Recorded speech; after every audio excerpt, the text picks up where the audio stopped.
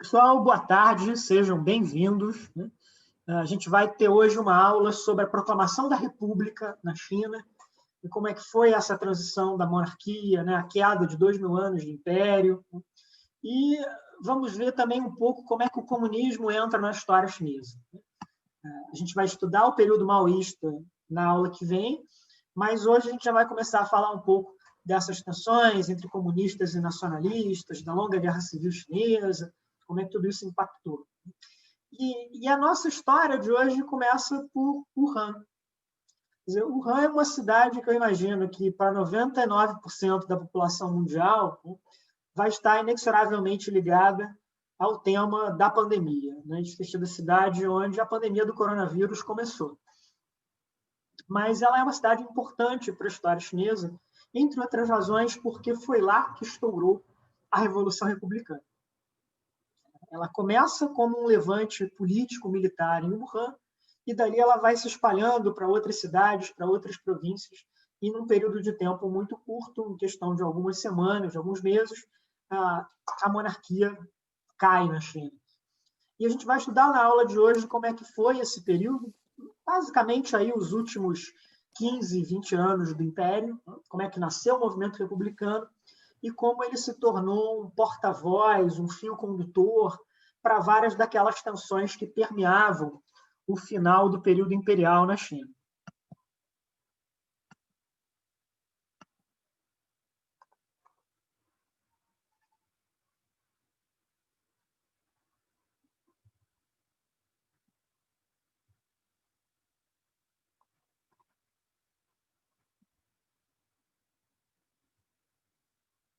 Vamos lá. Bom, como a gente viu na aula anterior, houve um período de declínio do Império Chinês que começou com as Guerras do Ópio, em 1839, e das quais o Império nunca conseguiu se recuperar. O que a gente teve depois disso foi uma longa sequência de guerras civis, de rebeliões, com muita frequência envolvendo levantes religiosos, e não houve jeito ali, o Império iniciou um processo de declínio muito feroz. E esse longo declínio do Império na China está muito ligado ao governo, ao longo reinado da imperatriz viúva Cixi, que governou a China de uma ou outra maneira entre 1861, ali no período um pouco posterior à Segunda Guerra do Ópio, até o iniciozinho do século XX. E foi um reinado longo, e foi apenas uma das duas vezes na história chinesa em que mulheres estiveram governando diretamente o país. Isso tinha acontecido num momento anterior, na dinastia Tang, aquela dinastia hipercosmopolita, muito voltada para a Ásia Central, e depois acontece de novo no reinado da imperatriz viúva. Ainda que ela estivesse reinando em nome de parentes masculinos, em nome de filhos ou sobrinhos que eram crianças, na prática ela era a governante, na prática ela era a pessoa encarregada do reinado. E até hoje a Cixi é uma figura muito controversa na China. Se vocês lerem biografias sobre ela, romances históricos, trabalhos acadêmicos, vocês vão ver que as análises oscilam muito em se ela foi ou não uma boa governante, se ela foi ou não uma pessoa que tomou as medidas adequadas para lidar com aqueles desafios que o Império Chinês enfrentava.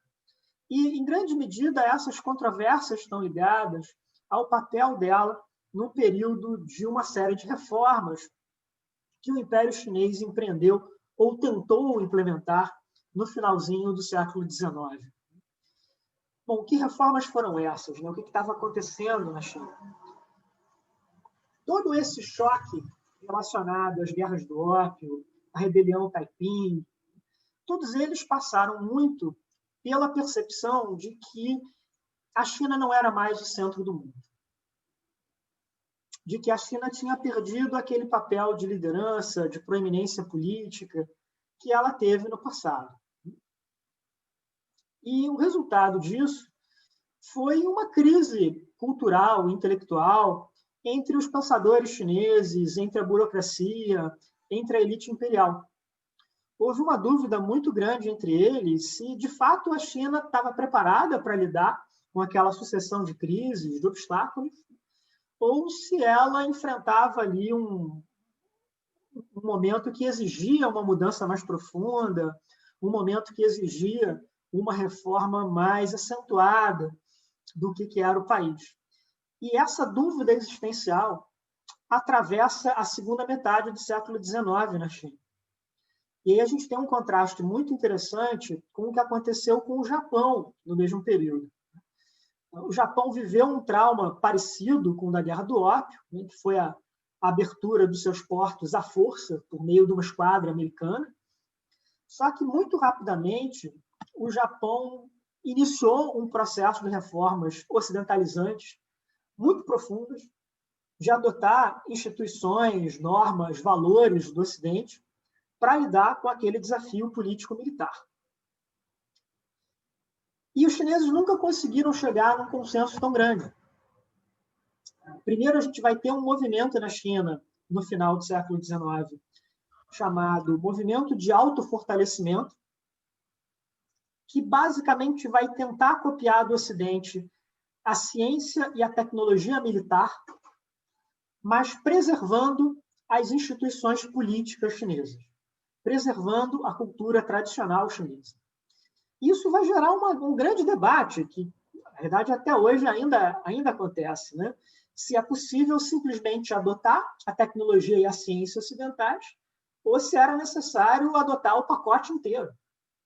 Se era necessário também fazer ali todo um processo em termos dessas transformações. E os chineses nunca vão conseguir chegar num acordo, mas os japoneses sim, né? Os japoneses vão para a mudança completa, vão mergulhar realmente numa transformação muito grande. E talvez o auge desse momento de disputas sejam esses anos finais do século XIX, porque eles vão passar por um momento de trauma nacional, em que, em 1894 e 1895, a China e o Japão entram em guerra. Eles vão travar uma guerra pelo controle da Coreia e pelo controle de Taiwan. E os japoneses vão ganhar essa guerra. Isso vai ser também um segundo choque muito forte para os chineses. Uma coisa era eles serem derrotados pelas grandes potências ocidentais, pela Inglaterra, pela França. Isso já era muito ruim. Mas outra coisa, ainda pior, era a China ser derrotada pelo Japão. Porque os chineses tradicionalmente olharam os japoneses do alto. Diziam, o Japão é uma sociedade atrasada com relação à China, não está no mesmo nível, não está no mesmo patamar. Então, esse choque foi muito profundo. Esse sentimento de que alguma coisa tinha mudado e até o Japão era capaz agora de derrotar a China militarmente. Quando há essa derrota para o Japão, começa um movimento mais forte pela reforma na China. Até então, esse movimento de reforma tinha sido liderado pela burocracia, por altos funcionários públicos chineses. Em 1898, quem vai propor essas reformas são ativistas mais jovens, são intelectuais mais jovens, que não são ainda integrantes da burocracia, eles estão estudando para concurso, estão prestando aqueles concursos imperiais, mas eles resolvem fazer algo inédito na história chinesa, que é enviar um abaixo-assinado para o imperador. Então, esse próprio método, né, já era um método muito novo, já era alguma coisa que eles estavam pegando da política ocidental. Imagina, quem são eles? Né? Não é um ministro, não é um governador de província, o prefeito de uma grande cidade. São um grupo de pessoas muito jovens, às vezes na casa dos seus 20 anos, mas que escrevem ao imperador e dizem para ele assim, olha, não dá, a gente tem que mudar, essa situação aqui está muito complicada, está muito difícil. E, para surpresa geral, o imperador concorda com eles e convida para o palácio os líderes desse movimento. Então, imagina, é como você ter hoje aí no Brasil um grupo de estudantes universitários dizendo para o presidente, olha, você tem que mudar isso aqui na tua política externa, você tem que mudar isso aqui na tua política econômica. E o presidente convida todo mundo para o palácio e fica horas e horas e horas conversando ali com esse jovem. Então, isso foi uma transformação muito impactante do jovem imperador, que tinha acabado de subir ao trono, e ele vai durar apenas 100 dias, um pouco mais aí de 3 meses, e ele vai ser deposto pela sua mãe, né? Ele vai ser deposto pela imperatriz viúva, que basicamente vai aprisioná-lo, né? Ele vai passar o resto da vida preso, depois vai morrer na prisão, e a imperatriz vai iniciar uma repressão muito feroz contra esse movimento de reformas, ao ponto que ela vai levar esses jovens estudantes, esses jovens ativistas, a sair da China. Eles vão para o Japão, eles vão se exilar lá e vão continuar seu ativismo político de lá. Outros vão para Hong Kong, que então era uma colônia britânica. Tem gente que vai parar até no Havaí, como a gente vai ver daqui a pouquinho. Então, o que se tem ali no finalzinho do século XIX, no início do século XX, é que esse movimento de reforma, que poderia ter sido algo muito forte na história chinesa, que poderia ter promovido uma mudança muito expressiva, ele é cortado na raiz por essa decisão da imperatriz. Então, esse grupo mais dinâmico acaba fugindo, né, acaba indo para o exílio por conta dessa repressão política.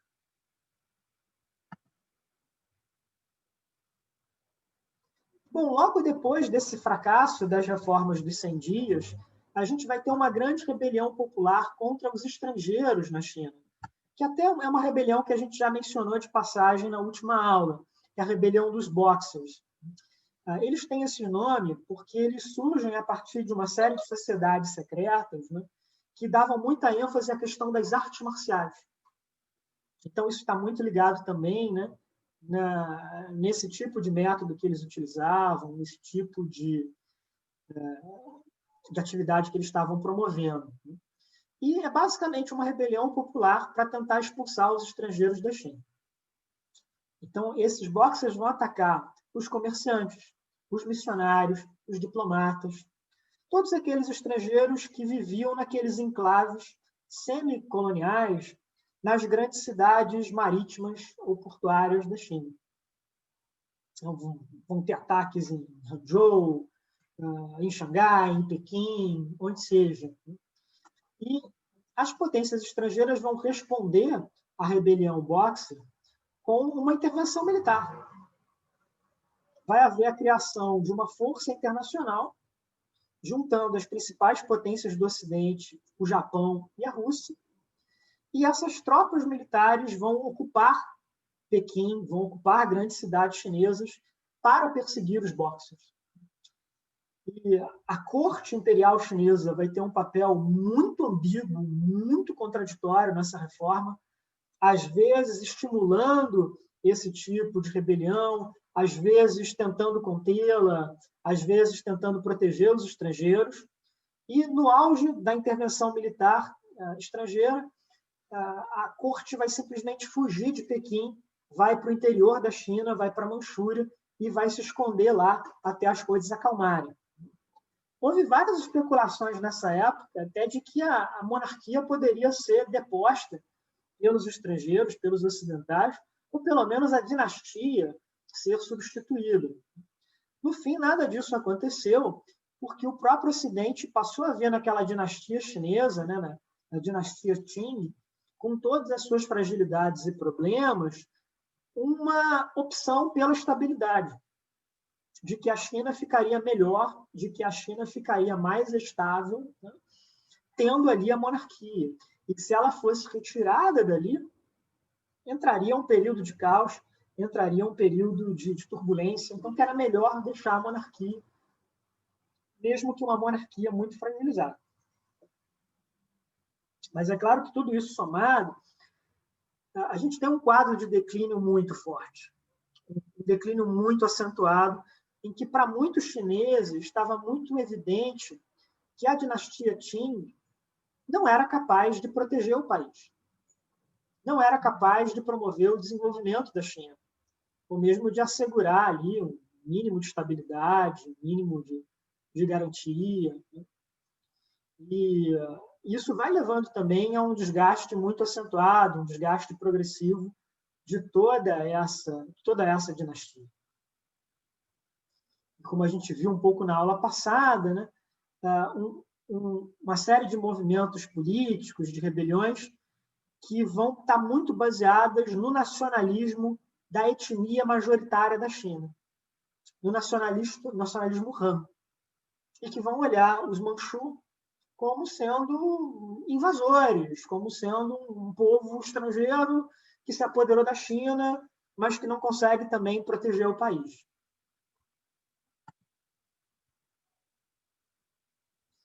E desses vários movimentos, desses vários líderes que vão aparecer na China nesse período, o mais importante deles vai ser, sem sombra de dúvida, Sun Yat-sen. Sun Yat-sen vai ser o rebelde, o revolucionário chinês do início do século XX, de maior projeção internacional, de maior impacto global, e ele vai ser o primeiro presidente da China, o líder mais importante da fase inicial da história republicana chinesa, ainda que a carreira dele tenha sido uma carreira muito atribulada, muito complicada. Bom, primeiro, um pouco da história dele. O Sun Yat-sen nasce na província de Guangdong, no sul da China, que é uma província que vira e mexe entra nas nossas aulas, porque ela foi historicamente muito importante para o comércio internacional da China e para a relação da China com as grandes potências. Em geral, ela foi ali a grande porta de entrada, a grande porta de saída da China para a economia global. Então, em geral, os habitantes de Guangdong estavam muito mais expostos, né, a todas essas influências internacionais. Então, ele vai ter, não é à toa que ele vai nascer ali, desde muito jovem, ele vai estar interagindo com todos esses grupos. E os irmãos do Sun Yat-sen já tinham feito parte, os irmãos mais velhos dele, já tinham feito parte de uma nova tendência na sociedade chinesa, que era a dos emigrantes que estavam buscando trabalhar no exterior. Estavam buscando ir para outros lugares, ir para outros países e tentar uma vida melhor ali. E o Sun Yat-sen vai acabar indo para o Havaí, que já era parte dos Estados Unidos, né? Já fazia parte dos Estados Unidos, e na época havia muitos chineses trabalhando nas plantações agrícolas do Havaí. Ele vai ali morar com o irmão, e ele acaba estudando, né? Vai fazer toda a sua escola secundária no Havaí, inclusive uma escola de ponta na ilha, que depois também vai ser a escola onde o Barack Obama fez o ensino médio. Então, é uma escola que ter a honra de ter aí entre os seus ex-alunos tanto o primeiro presidente da China quanto o primeiro presidente negro dos Estados Unidos, né? Que é um testemunho para essa história extremamente cosmopolita do Havaí, né? Esse lugar de encontros, de interações entre gente vinda de todos os lugares, né? E, bom, Sun Yat-sen vai estudar no Havaí, vai fazer o ensino médio lá, e depois ele vai para Hong Kong estudar medicina. Então, ele tem uma educação moderna, com base, né, no currículo ocidental, aprendendo tanto com os americanos quanto com os britânicos, num contexto geopolítico de uma Ásia que está cada vez mais repartida entre as grandes potências. Da Europa Ocidental, o Japão, os Estados Unidos, a Rússia. Então, ele é um homem dessa época, ele é um homem desse meio, e não mais um erudito chinês tradicional, educado com base naquele currículo confuciano, né, de filosofia, de belas letras. Não, ele é um médico, ele tem um saber científico, técnico. E ele vai viajar muito pelo exterior, pelo Japão, pela Europa, pelos Estados Unidos, angariando o apoio político e o dinheiro desses chineses da diáspora, desses chineses que haviam deixado a China para ir trabalhar em outros países e que eram, com muita frequência, críticos da monarquia chinesa, críticos da dinastia Qing. Então, muitos deles vão parar para ouvir, né, aquilo que o Sun Yat-sen está dizendo e vão contribuir com o dinheiro dele, vão contribuir com o movimento dele. E ele vai se tornar uma celebridade internacional quando ele for preso em Londres, na embaixada chinesa. Ele é chamado para a embaixada, ele acha que vai só levar uma bronca, e ele acaba preso na embaixada, mas ele consegue avisar um amigo, e aí aquilo vira uma questão internacional, a imprensa fica sabendo, e a partir dali ele vira o rosto internacional dessa rebelião chinesa contra a monarquia. E ele vai tentar organizar uma série de levantes no país, mas ele não vai conseguir. Esses levantes vão ser todos mal sucedidos, eles não vão conseguir, de fato, derrubar a monarquia. Mas quando ele estava numa viagem nos Estados Unidos, estoura essa rebelião militar em Wuhan, que não é liderada por ele, mas essa rebelião é bem sucedida. E é uma aliança de militares com estudantes, com esses novos movimentos sociais, e ele imediatamente volta para a China e ele vai ser fortemente apoiado por todos esses movimentos que o tinham como uma referência, que o tinham como um grande nome, e ele vira o primeiro presidente da China. A rebelião estoura em 1911 e o último imperador vai abdicar em 1912. Bom, o que acontece ali? Parte dessas reformas que a China tinha feito ao longo do século XIX tinha sido a de criar, ou tentar criar, forças armadas mais modernas. Então, ela havia criado uma série de unidades modernas na Marinha e no Exército, baseadas no modelo ocidental. E alguns generais, alguns líderes militares ascenderam por causa do seu trabalho comandando esse tipo de atividade, esse tipo de tropa. E o mais famoso deles foi um general chamado Yuan Shikai, que é esse senhor que está no slide. Ele era o principal comandante militar da dinastia Qing nos seus anos finais. Ele, a princípio, é encarregado de reprimir a rebelião em Wuhan, mas ele muda de lado. E ele vira para a corte imperial e diz, olha, acabou, fim de jogo. O último imperador é um menino de 5 anos de idade, é basicamente alguém dependente, né, de toda uma parentela ali mais velha, e nenhum deles tem a capacidade, os recursos, a coragem para enfrentar o general Yuan. Então ele consegue essa rendição imperial e ele acaba negociando também com os republicanos e fala, olha, eu consegui aqui essa rebelião, essa rendição, mas tem um preço para isso. E o preço é, eu quero ser o presidente da China, e não o Sun Yat-sen. E o Sun Yat-sen basicamente aceita. Ele não tem muito como enfrentá-lo, né? A não ser correndo o risco de jogar um país numa guerra civil. E o que vai acontecer, na verdade, vai ser um período de enorme instabilidade que, entre 1911 e 1949, quer dizer, entre a queda da monarquia e a proclamação da Revolução Comunista, o que vai acontecer na China vai ser um período aí de 3 décadas de enorme instabilidade política, sem haver, de fato, um governo central efetivo no país.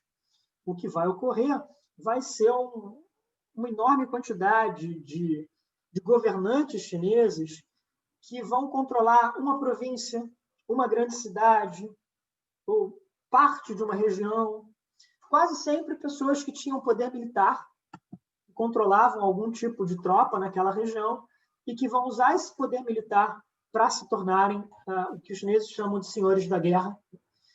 E talvez a melhor tradução para o português fosse milícia.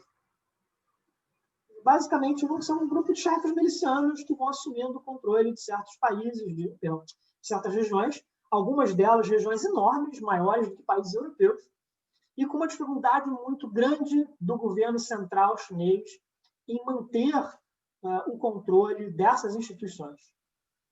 Agora para mim está dando cada mosca. Pessoal, desliga o microfone. Em alguns momentos, a gente vai ter o governo chinês em Pequim. Depois, esse governo vai ser transferido para o sul, ele vai para Nanquim, mas sempre convivendo com esses senhores da guerra espalhados ao longo do país, né, por essa enorme fragmentação, por essa enorme quantidade de guerras acontecendo. E o general Yuan não vai durar muito tempo, né? Ele vai ficar poucos anos no governo, ele vai flertar com a ideia de se autoproclamar imperador, mas a coisa também nunca vai para frente, e ele vai acabar morrendo ali, e contribuindo também para esse período de instabilidade. E, no meio disso, a gente tem um cenário internacional também muito complicado, muito turbulento, que passa pela Primeira Guerra Mundial e por uma série de movimentos políticos e sociais ligados à guerra. Gabriel agora vai entrar e falar um pouco sobre esse momento. Bacana, Maurício. Tudo bom, pessoal? Vou colocar aqui no meu roteirinho, que eu posso enviar para vocês depois, mas eu tenho que melhorar a minha participação, porque o professor e o Felipe aparecem com PowerPoint bonitos, e eu só escrevo meu roteiro aqui no Word e sigo. Mas agora, falando sério, o 4 de maio... Então, primeiramente, só fazendo uma diferenciação desse importante acontecimento político, né, da primeira metade do século na China, é que quando, na bibliografia do curso, daqui para frente, quando vocês encararem textos de diversas disciplinas que citem o 4 de maio, o autor ou a autora em questão podem estar falando tanto do 4 de maio enquanto um evento político e enquanto um movimento político, cultural, artístico, literário. Vamos chegar lá, mas é importante primeiro a gente conseguir fazer essa diferenciação, isso ficar bem claro para a gente. Então, primeiro, o 4 de maio enquanto evento. Então, como o professor falou, a China tem uma participação, eu diria até não muito conhecida na Primeira Guerra Mundial, que não foi exatamente beligerante. Então, em 1916, a guerra já corria há 2 anos, lembrando, né, que França e Reino Unido tiveram milhares de baixas, né? Em alguns meses de batalha no Somme morrem 500.000, 600.000 pessoas, a Batalha de Ypres. Então, é um período realmente muito complicado em termos de trabalhadores, disponibilidade de trabalhadores para o fronte ocidental. E é assim que se dá a participação chinesa. Então, a China declara guerra formalmente à Alemanha, ao Império Austro-Húngaro, e participa com o envio de batalhões de trabalhadores. Não são exatamente soldados, são homens que vão trabalhar principalmente nesse fronte ocidental, certo? No norte da França, e tinham diversas funções, como descarregar os navios e os trens, o material de guerra que chegava no fronte, a construção de quartéis e hospitais de campanha, a escavação de trincheiras, todo esse trabalho braçal em que faltavam homens. Chegaram a ser enviados 140.000 chineses à Europa. Ao mesmo tempo, você tinha 90 e muitos mil no final da guerra, lá por 2018. Então, eu botei uma fotinha aqui só para dar só para a gente visualizar como acontecia isso. Então, esses são trabalhadores chineses no norte da França, certo? Descarregando o material enviado a uma das cidades perto do fronte. E eu coloquei aqui também uma matéria da Deutsche Welle, que é em inglês, traduzido para o inglês, certo? Eu não vou tocar, porque é um audiovisual, certo? Que tem cerca de 5 minutos. Nós descobrimos na aula passada que quando a gente exibe algum vídeo na aula, o YouTube censura. Exato. É automático, vem por inteligência artificial. Mas se você colocar apenas o link para o vídeo, não tem problema, e aí cada um pode depois acessar e visitar. Aliás, isso vale para a música também.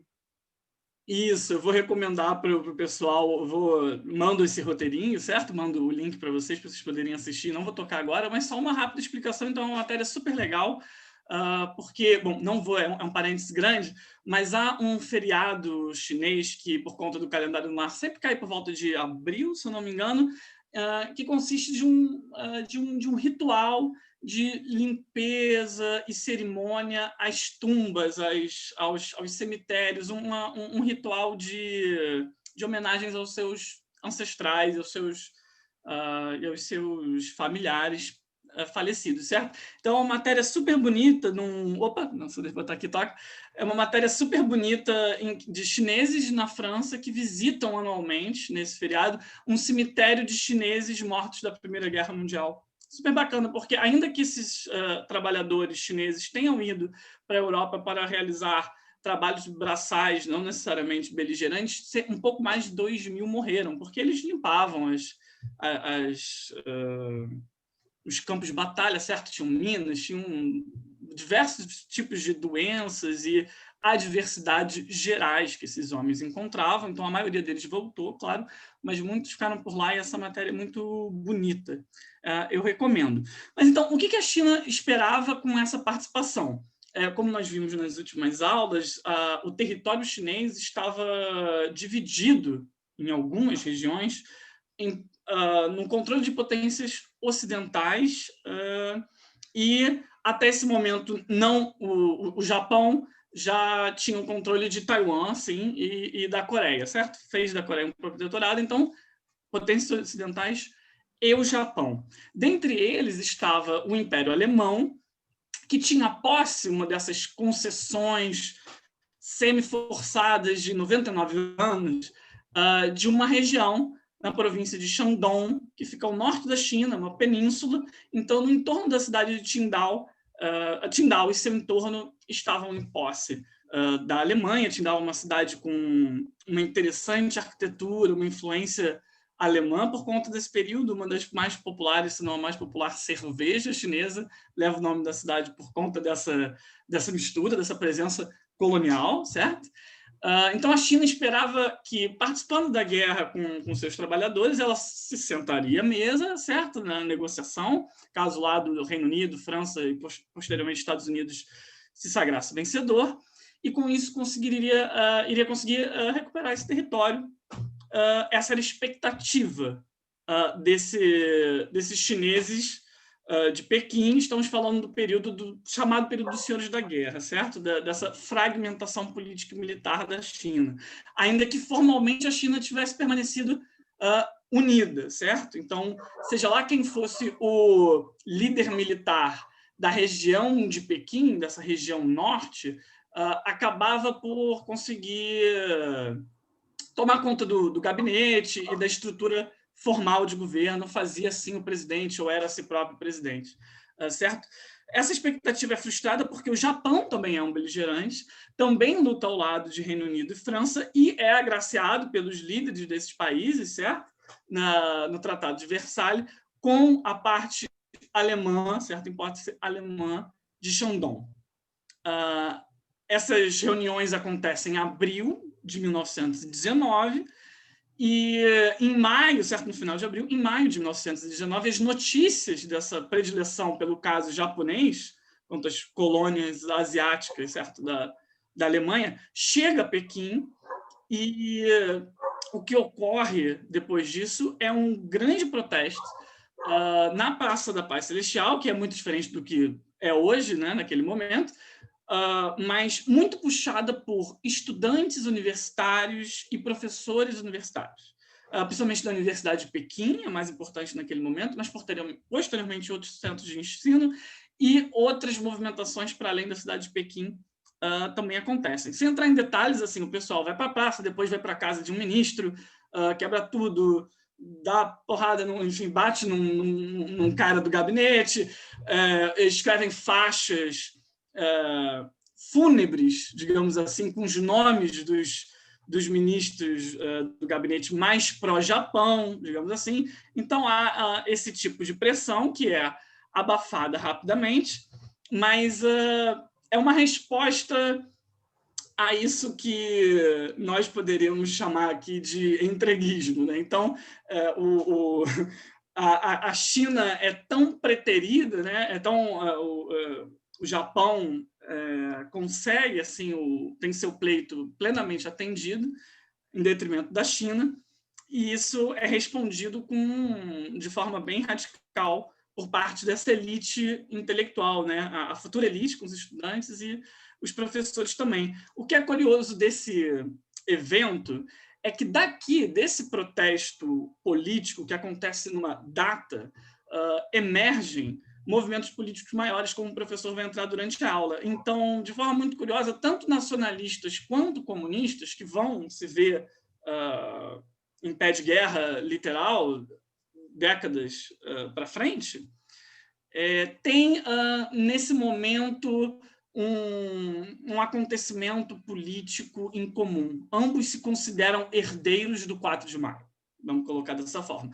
Por quê? Porque é um evento de caráter anti-imperialista, certo? Então, é uma resposta a mais uma humilhação sofrida pela China por parte das potências ocidentais, e anti-feudal, essa nomenclatura, por conta da importância do Partido Comunista, é muito derivada do jargão, do vocabulário marxista mesmo. Então, um protesto anti-feudal, porque também contra esse regime de fragmentação dos chamados senhores da guerra. Então, esse é o evento 4 de maio. Só que o que é mais interessante, eu diria, é que os anos imediatamente posteriores a 1919, ou seja, a década de 20, é um período de grande efervescência política, social, cultural, artística. São muitos os dogmas, os tabus sendo questionados por uma nova elite, certo? Por setores da sociedade civil chinesa, digamos assim, que querem ter uma participação política grande, maior. Então, coloquei como características gerais aqui a busca pela China moderna, né? Como o professor falou agora há pouco, está sendo perguntado quais são os valores ocidentais que devem ser adotados, quais são os valores chineses que nós devemos rever. Há uma valorização da ciência e da democracia liberal. O Sun Yat-sen é um produto desse clima. Há um grande movimento de emancipação, de maior participação política das mulheres. Desde o fim do século XIX já era grande o movimento contrário, né, certo? Pela abolição dessa prática desumana de amarrar os pés das mulheres. Isso ainda está presente em rincões da China, certo? E críticas gerais ao tradicionalismo, ao conservadorismo, a ética de Confúcio, certo? E uma certa forma muito tradicional e quase que literalmente antiga de escrever, a toda uma revisão, uma reforma literária acontecendo nesse período.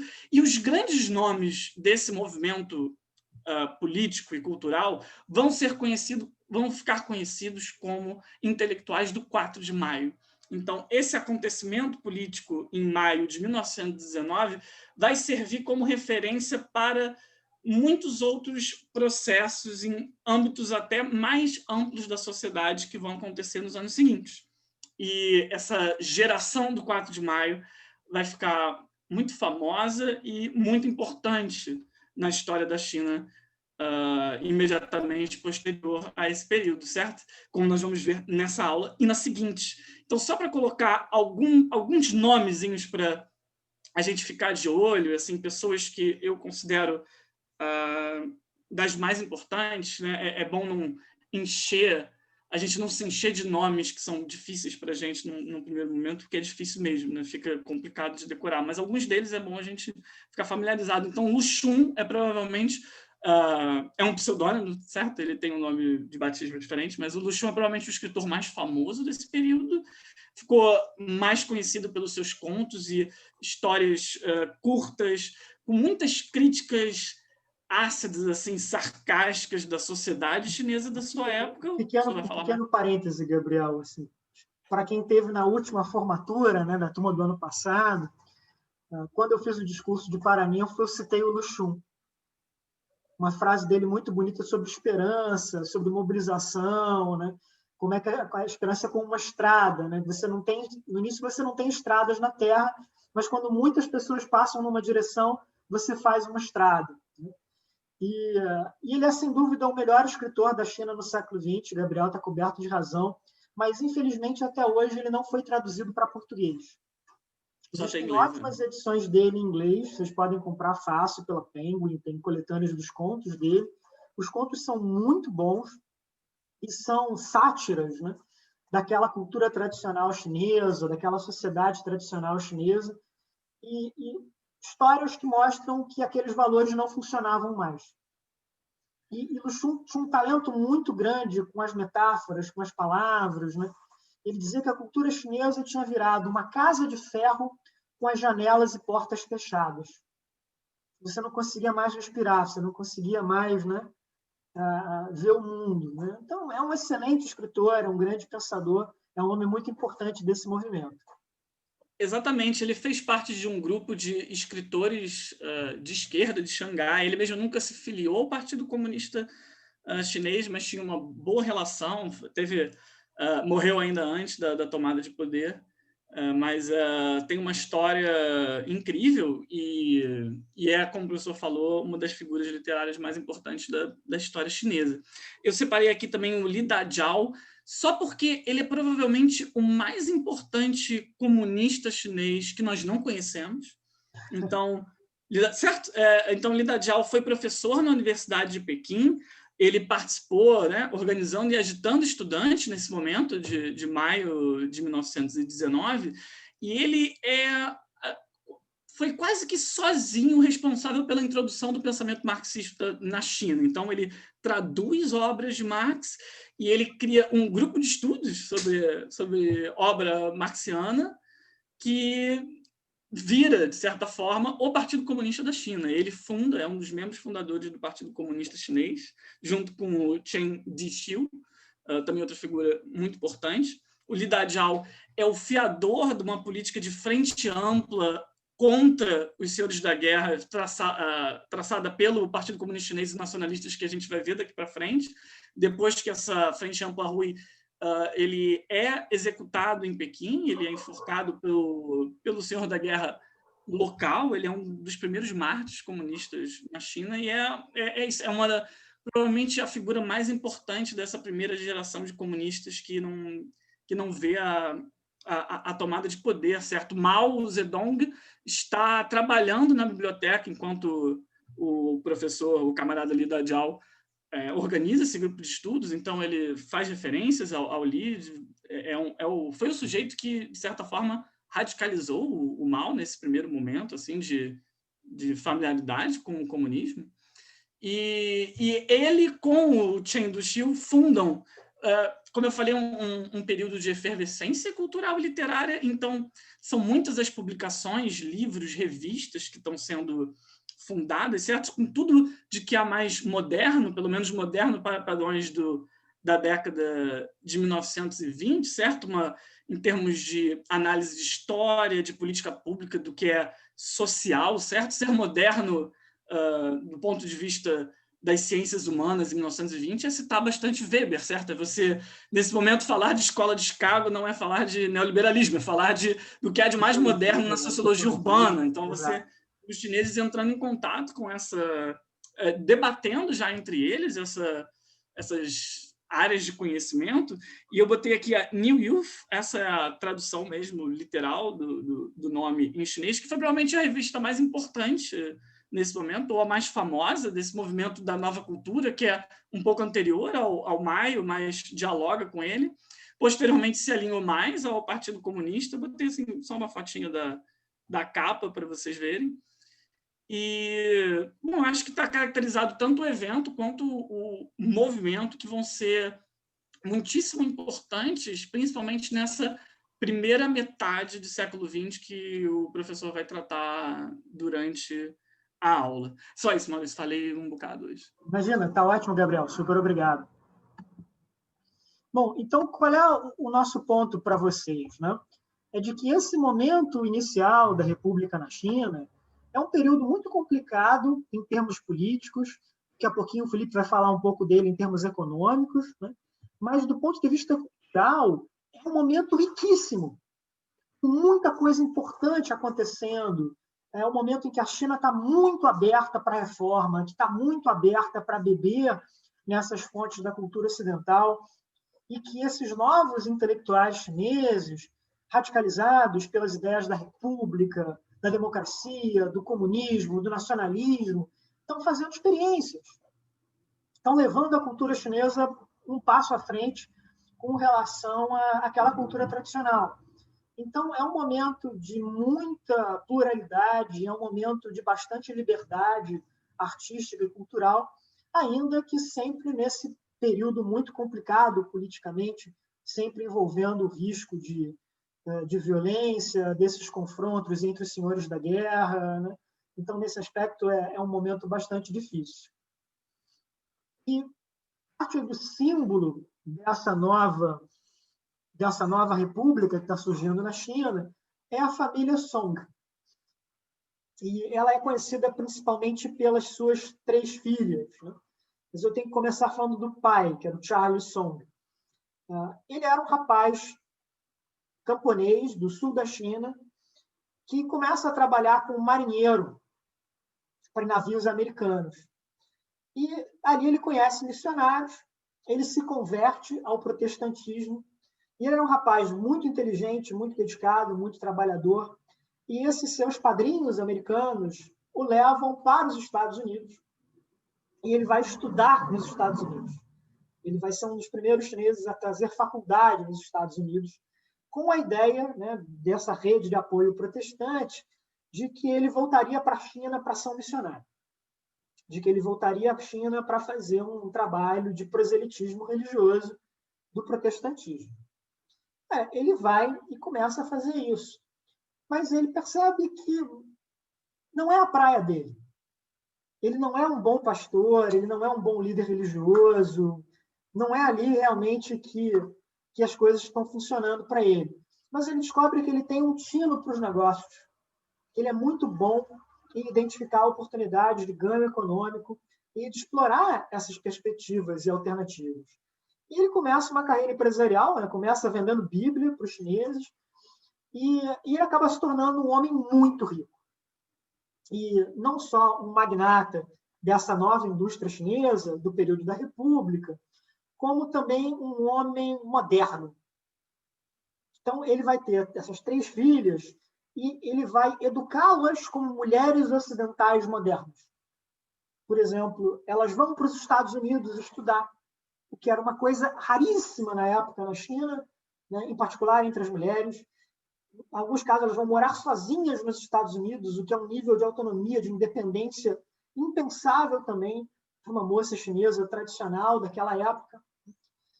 E elas vão ter histórias de vida muito impressionantes, muito marcantes. E cada uma dessas 3, à sua própria maneira, vão desempenhar um papel importante na história chinesa. A mais velha, a Ailing, vai se casar com um homem chamado H.H. Kong, que era, então, o homem mais rico da China. Chegou a ser ministro da Fazenda no governo da República, né? E ela era a esposa dele. A do meio, a Qinling, vai ser primeiro a secretária e depois a esposa do Sun Yat-sen. A família é muito republicana, a família é muito nacionalista. Eles estão empenhados nesse programa de modernização econômica e política da República. E a Qinling vai ser, no início, uma secretária, uma assistente do Sun Yat-sen. Eles vão se apaixonar contra a vontade do pai dela. Ela é uma moça jovem, ele já é um homem idoso, mas ela foge de casa para casar com ele. E depois vai ser, como viúva dele, a grande guardiã da sua memória, a grande guardiã do seu legado político. E a mais nova das irmãs, a Mai Ling, vai se casar com o general Chiang Kai-shek, o sucessor de Sun Yat-sen, a gente vai vê-lo daqui a pouquinho, o sucessor de Sun Yat-sen como o grande líder da República. Então, olha a história dessas 3 irmãs, né? Super educadas, super instruídas, tinham morado nos Estados Unidos, profundamente mergulhadas no mundo moderno. E aí, uma se casa com o homem mais rico da China, a outra se casa com o pai da República e a terceira se casa com o seu sucessor, o homem mais poderoso do país. E depois, na era maoísta, no período já comunista da China, vai surgir um ditado para descrever cada uma delas. E esse ditado afirmava o seguinte: que uma das irmãs amava o dinheiro, a outra amava o poder e a outra amava o seu país. A que amava o dinheiro era a Eileen, né, que casou com esse homem muito rico. A que amava o poder era a esposa do Chiang Kai-shek, que vai ser uma figura muito controversa nesse período republicano. E a terceira, que amava o país, era a esposa do Sun Yat-sen. E essa, a Xinlin, né, a esposa e viúva do Sun Yat-sen, vai ser uma figura importante no período comunista.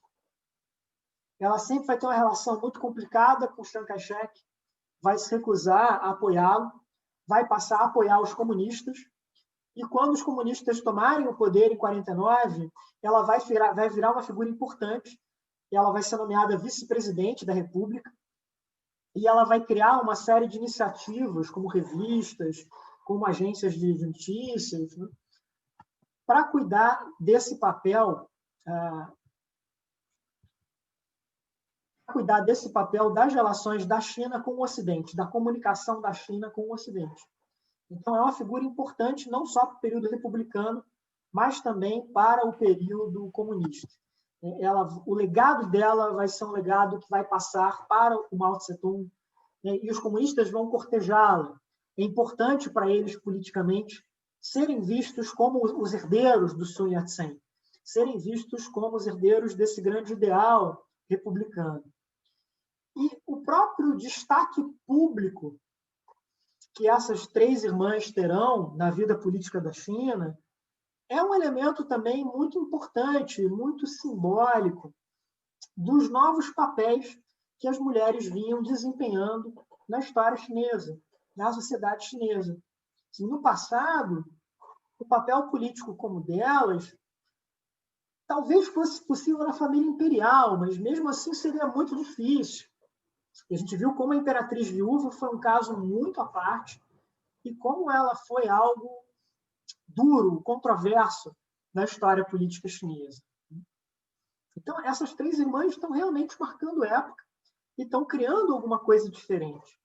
Elas simbolizam esse período de abertura chinesa, né, dos jornais, do cinema, da rádio, de uma presença maior da cultura ocidental, e como naquela sociedade entender a cultura ocidental, entender esses novos códigos, era alguma coisa que fazia diferença positiva para uma carreira política, para um papel de preeminência social. Tinha virado uma parte importante desse jogo, tinha virado uma parte importante dessa nova sociedade. E tudo isso já muito ligado nessa cultura republicana, nesse novo regime político. Bom, o Felipe vai entrar agora e vai nos fazer um panorama da economia chinesa nesse período conturbado. Felipe, é contigo. Boa tarde, gente. Obrigado, professor. Vou aqui começar a compartilhar minha tela, mas enquanto isso, é muito legal reparar como foi um momento rico intelectualmente para a China, nessa perspectiva política, intelectual e tudo mais, mas infelizmente isso não acontece economicamente, né? Isso mostra até um pouco a nossa visão de que como é que seria se os chineses experimentassem essas instituições ocidentais, né, política e de democracia, de direito ao voto e tudo mais, mas os chineses já tiveram um período próximo a isso, que justamente é esse período agora que nós estamos lidando. Então, economicamente, é um período que é passado justamente pelos desastres, pelos problemas econômicos estruturais.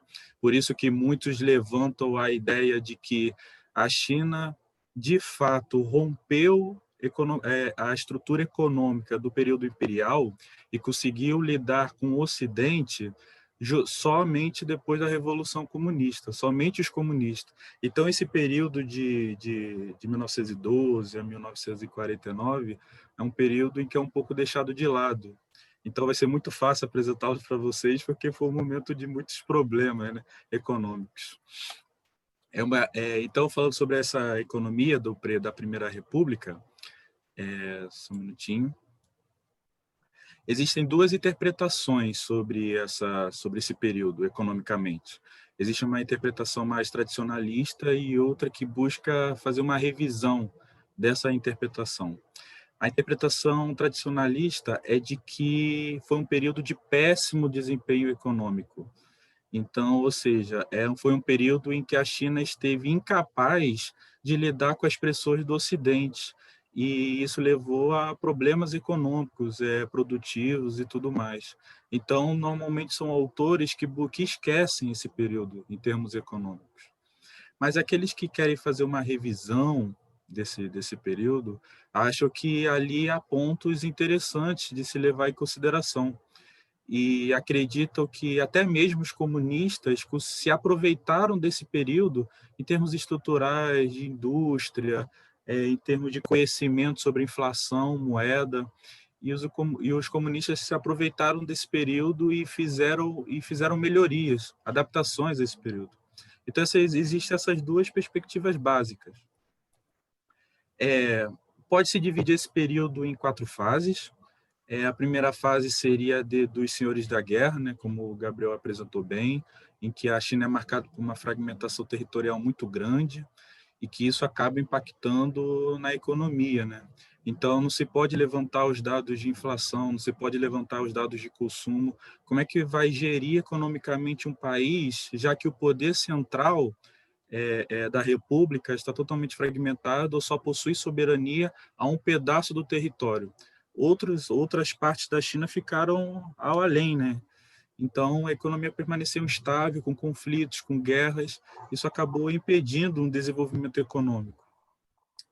Esse período, essa primeira fase vai até 1927, foi quando o Chiang Kai-shek ele conseguiu reunificar relativamente a China e estabeleceu Nanquim como a capital.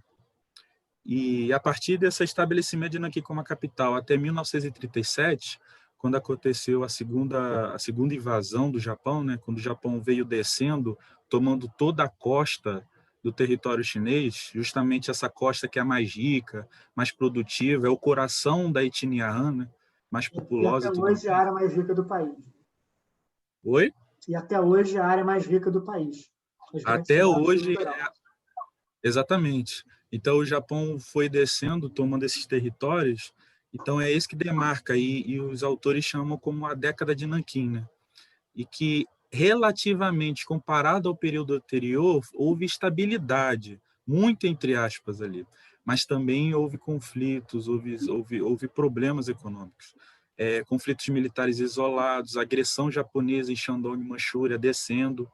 Os japoneses já tomaram a Manchúria em 1931, o professor até comentou sobre que foi instalado ali um estado, né, Manchukuo, mas depois, logo em seguida, em 37, eles foram descendo.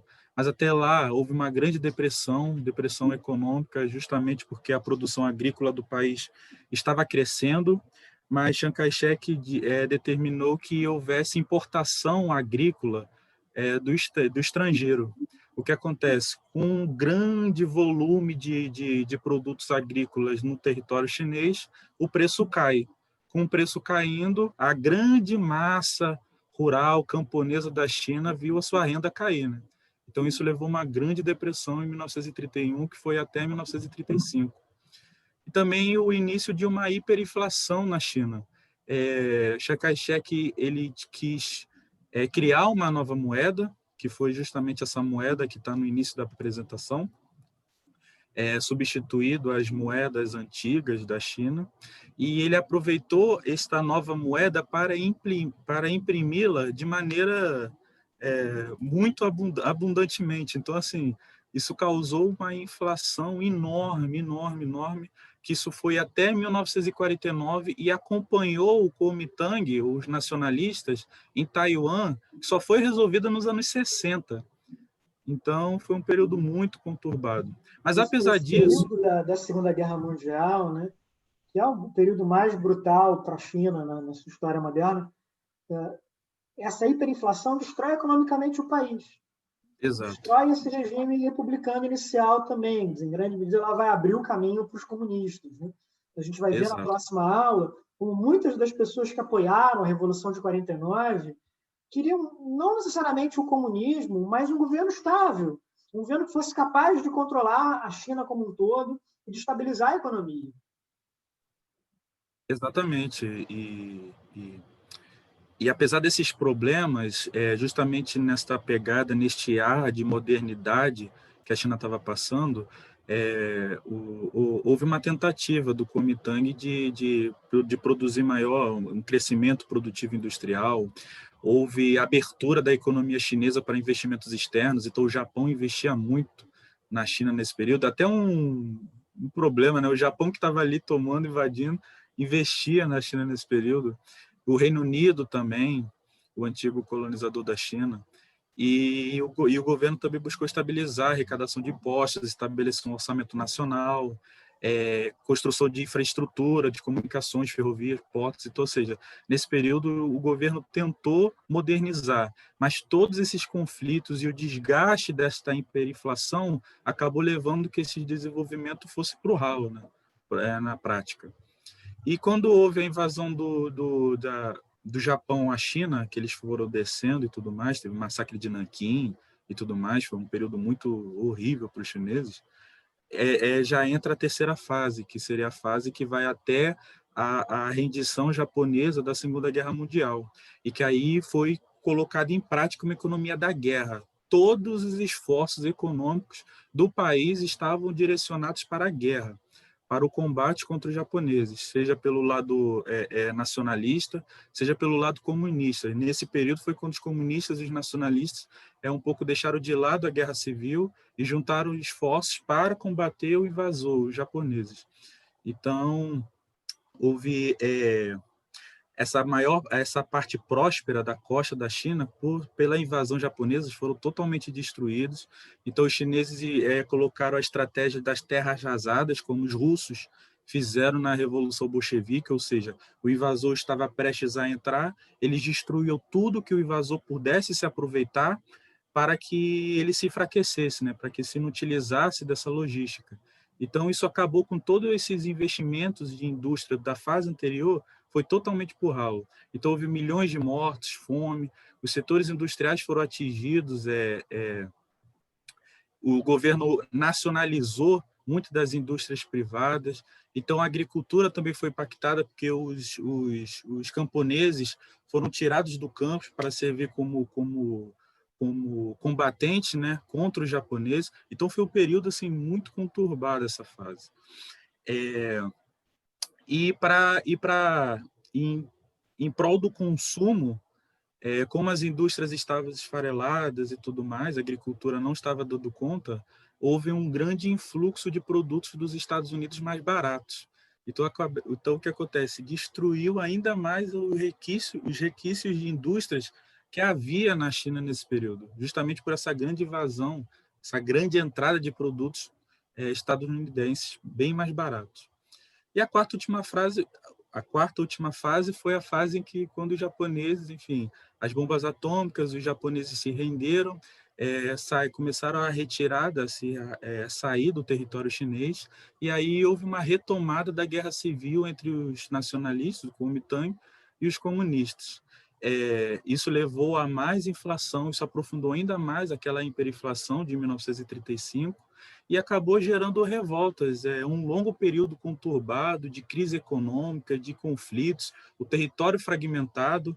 Então, como o professor adiantou, né, previamente, os comunistas se aproveitaram e falaram que, justamente nesse discurso de restaurar a grandiosidade da China e acabar com a fome, distribuir terras, criar as comunas.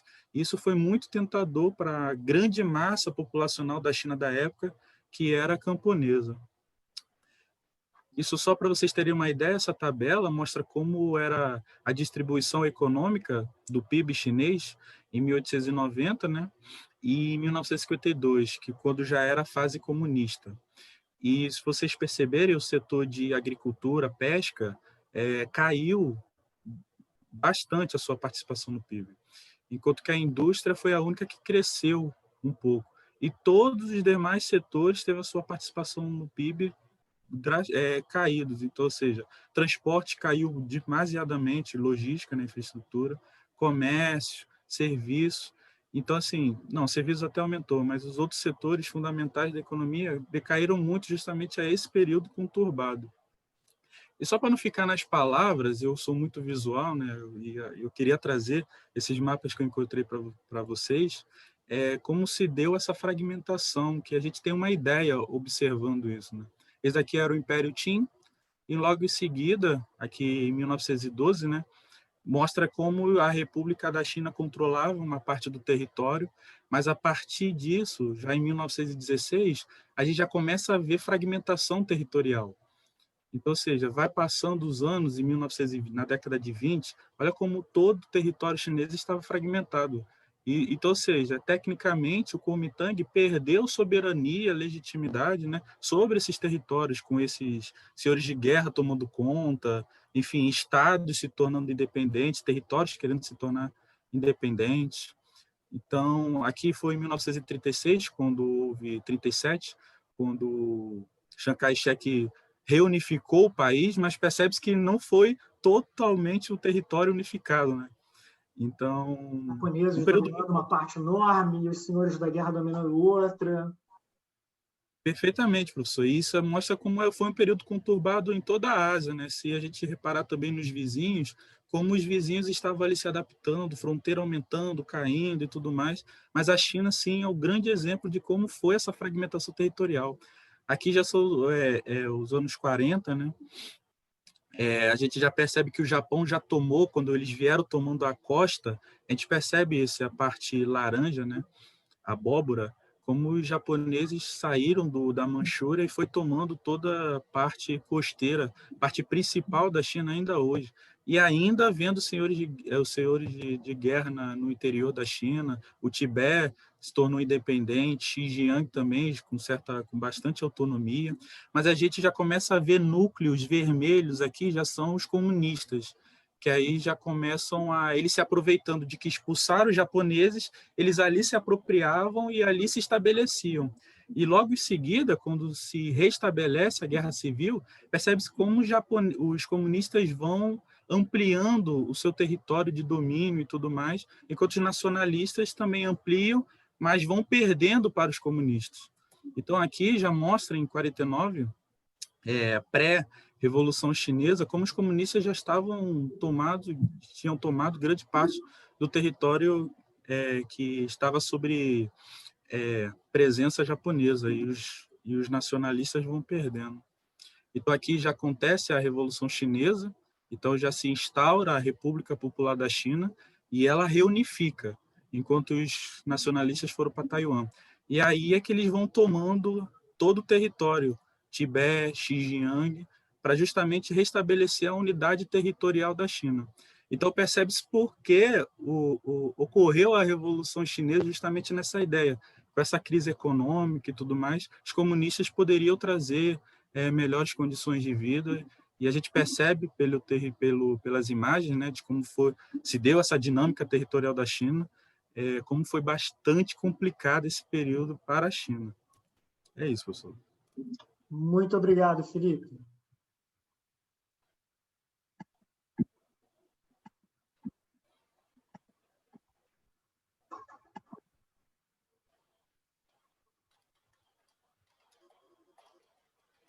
Bom, então, retomando aqui, a gente tem a importância de quem foi o Sun Yat-sen, que liderou aqueles movimentos contra a monarquia, pela proclamação da República. Ele volta para a China, vira o primeiro presidente, ainda que de uma maneira muito temporária. Ele perde o poder para o general Yuan Shikai, e ele vai para o sul da China, ele vai ficar em Guangzhou, vai ficar em Nanquim, e ali ele vai tentar reconstruir uma base política. Ele nunca vai ter muito poder real, militar, mas ele vai ter muito prestígio. Ele vai ser uma figura politicamente relevante, mesmo que ele não controlasse muito território.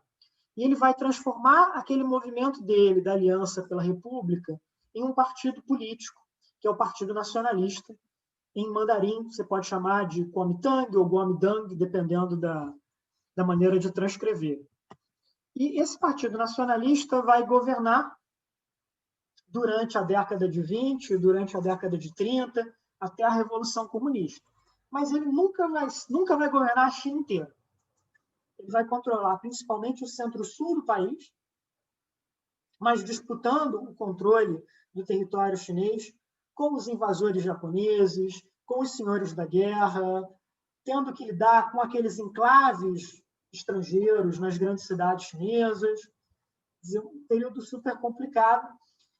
E esse período vai ficar ainda mais tenso quando o Sun Yat-sen morre, em 1925, e tem uma disputa pela sua sucessão, que é vencida pelo Chiang Kai-shek, que é o general que está no slide, que havia sido um protegido de Sun, uma espécie de garoto prodígio do movimento nacionalista chinês, ascendeu militarmente muito rápido nas campanhas contra os senhores da guerra, mas ele era uma figura mais autoritária e mais conservadora politicamente do que Sun Yat-sen.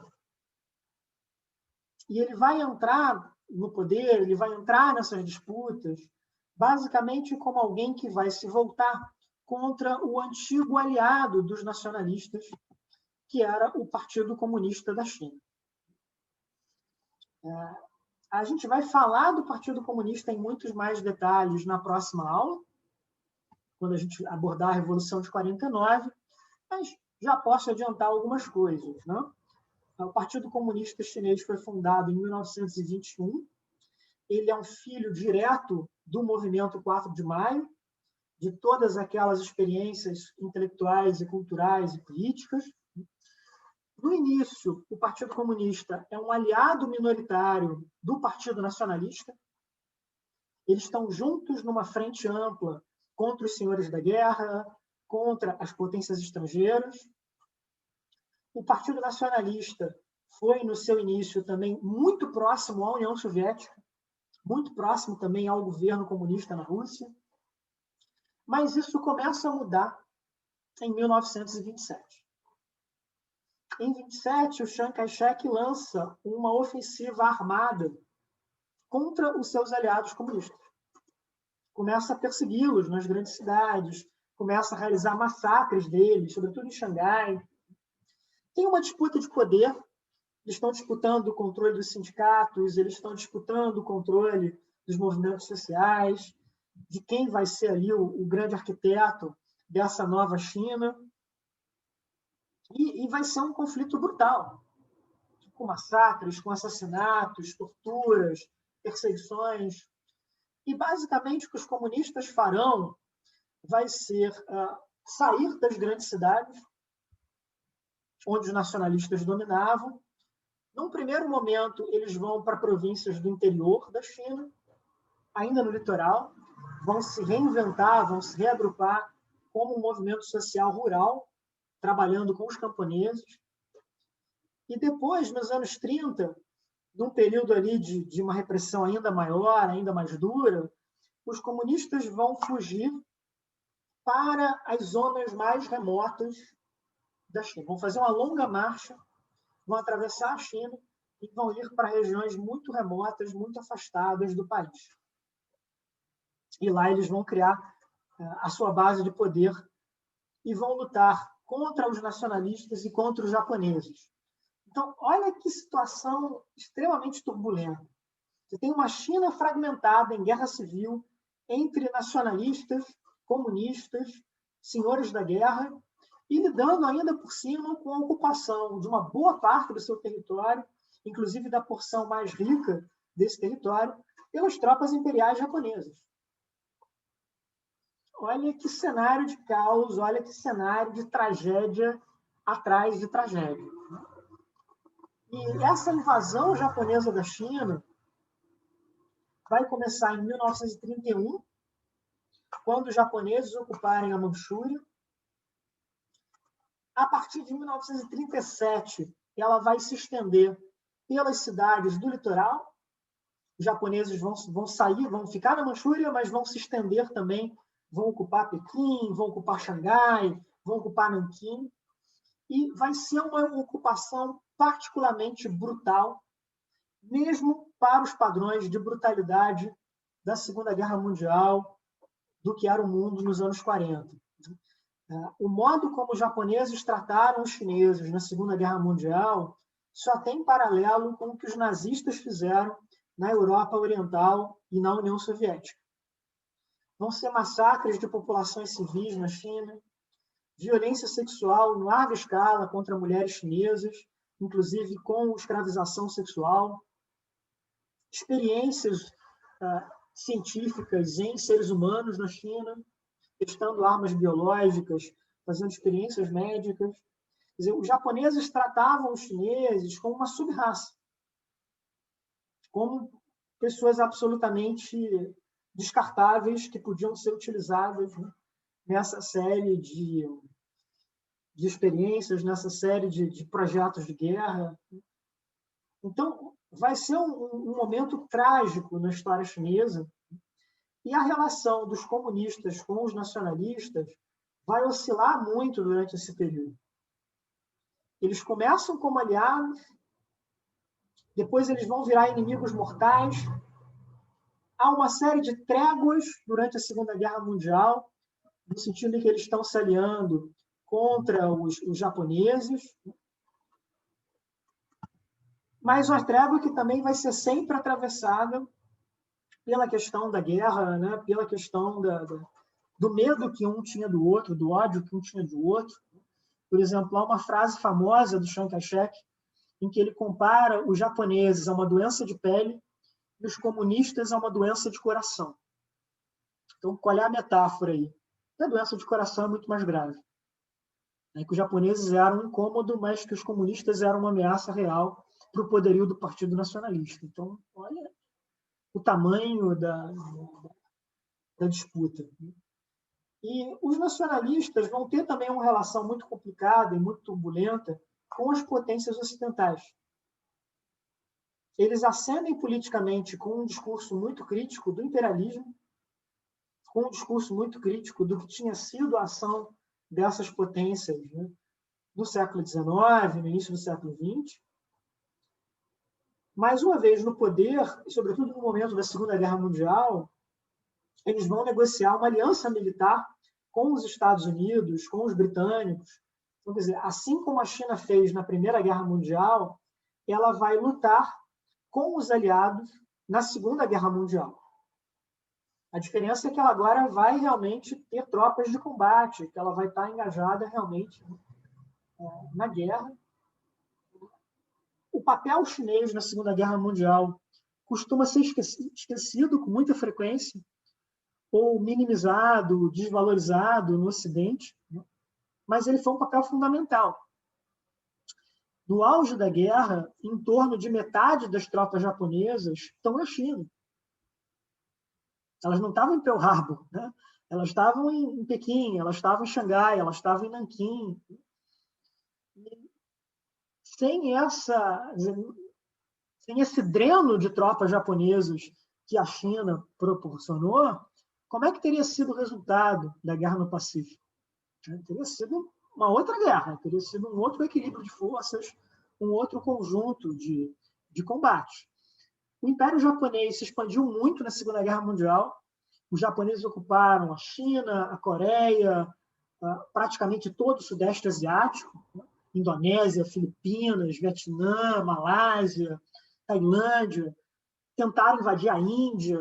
Foi um negócio gigantesco, né? Foi realmente ali marcando o início do fim dos impérios ocidentais na Ásia.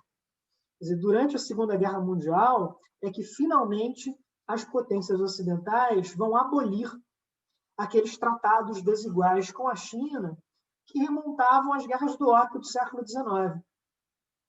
Então, é na Segunda Guerra Mundial que vai se acabar aqueles enclaves semicoloniais, aquelas zonas que os estrangeiros dominavam dentro da própria China. Então, é um divisor de águas também.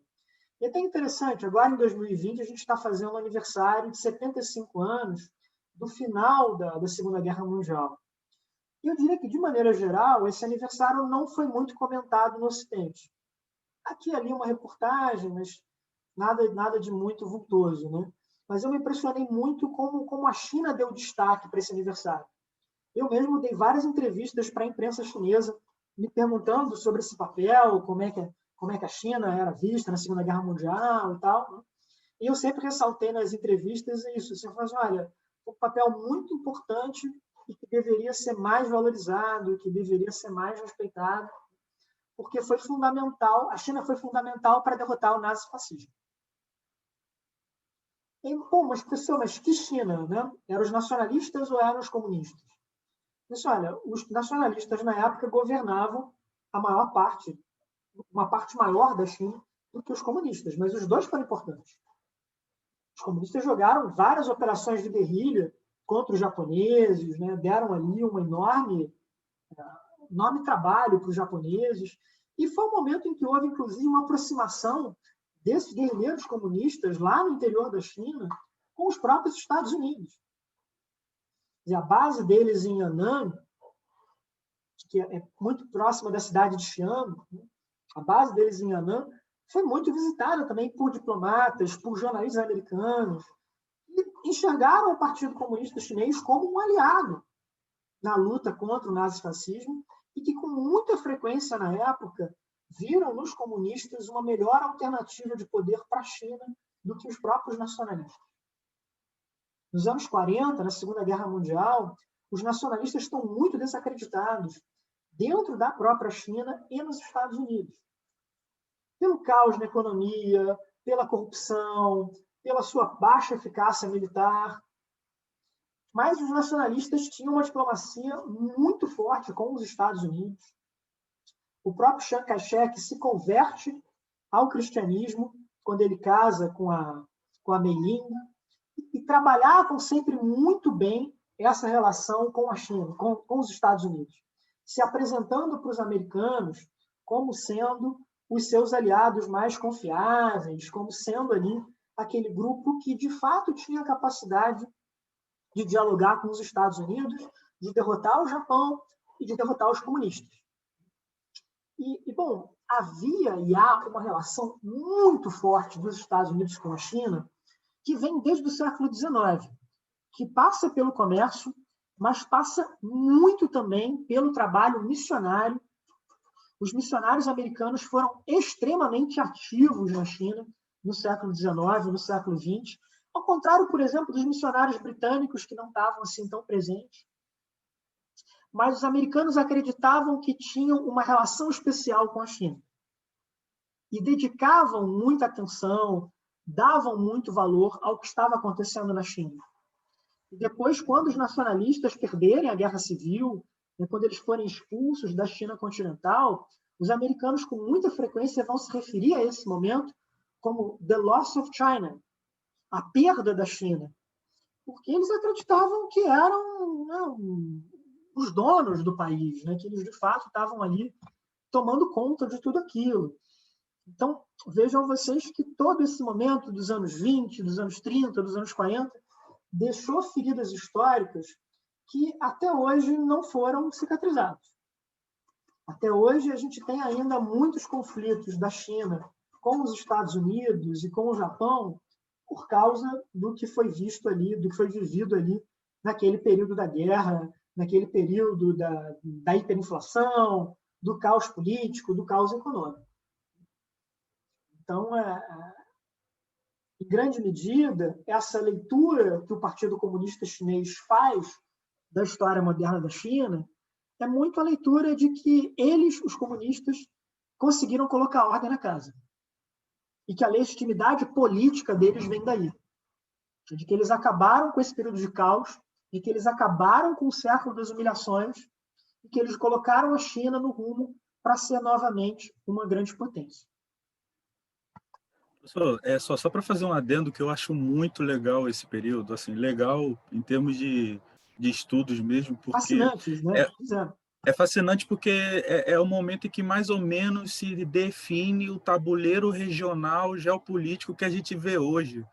Então, é um período que os Estados Unidos quiseram fazer com que a China, do Kuomintang, fosse a grande vitrine da democracia, do liberalismo ali na Ásia, contra uma União Soviética, um Japão fascista.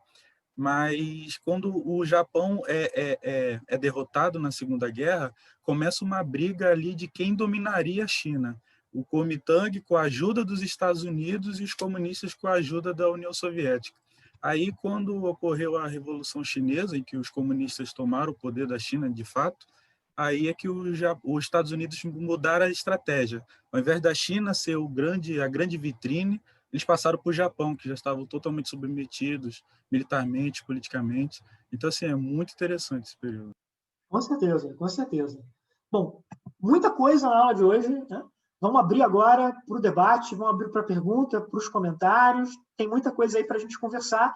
E depois eu vou indicar para vocês alguns filmes que vão ser atividades assíncronas, né? Atividades complementares à aula, para vocês mergulharem um pouco nesse universo da China, do início da República, do período da Guerra Civil.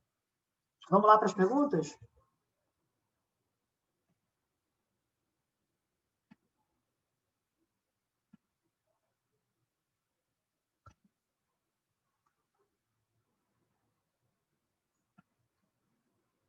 Professor, boa tarde, tudo bem?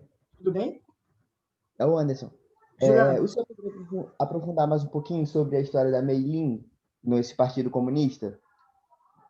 Perfeito, perfeito. Bom, o que acontece com... Bom, na verdade, a do Partido Comunista é a Shen Lin, né? Que era a viúva do Sun Yat-sen.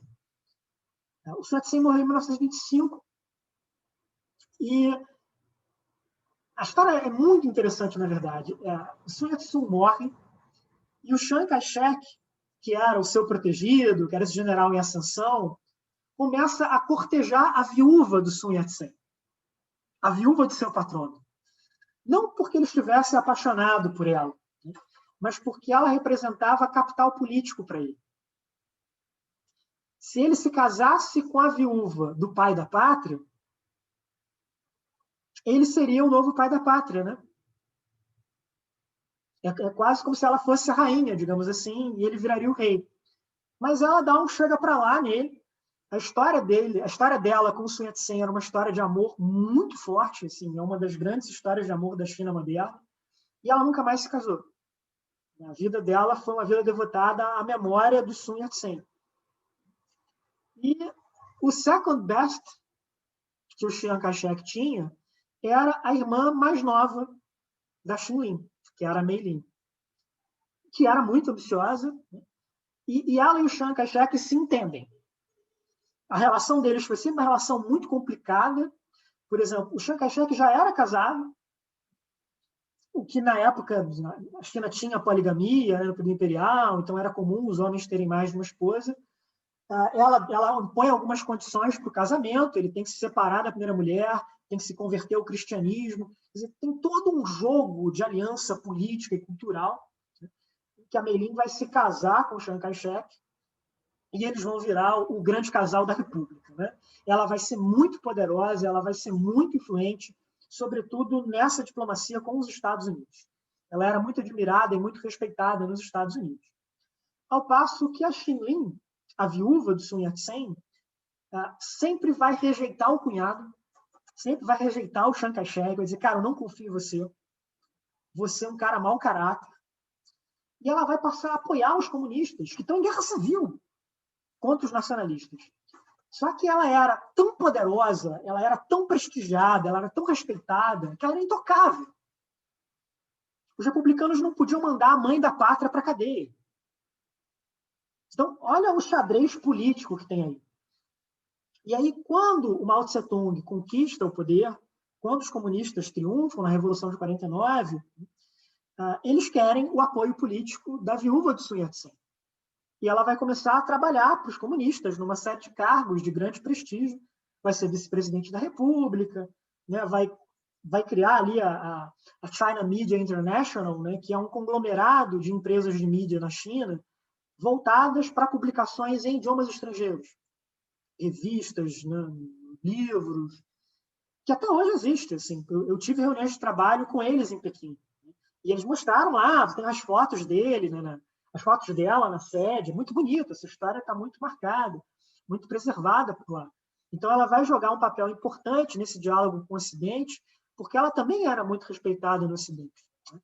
O Sun Yat-sen foi alguém muito habilidoso politicamente em conseguir dialogar com todo mundo nessa história. Ele se aliava com os comunistas, ele se aliava com a União Soviética, mas ele também dialogava com o Ocidente, ele também dialogava com os senhores da guerra.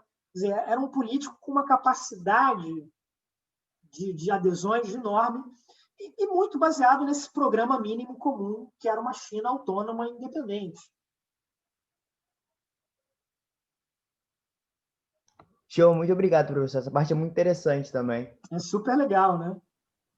E só fazendo um complemento, professor, a essa rede de alianças políticas nesse período da China republicana, ainda que possa parecer estranho num primeiro momento, mas na década de 20, certo? Então, enquanto ainda temos os senhores da guerra na China e os nacionalistas têm um controle apenas da província de Guangdong, no sul, o Partido Comunista Chinês tinha sido recém-criado e tinha um poderio militar, uma influência política e social na China muito diminuto, certo? Então, a primeira aliança da União Soviética na China em relação a esses dois partidos é com os nacionalistas e vai migrando, certo?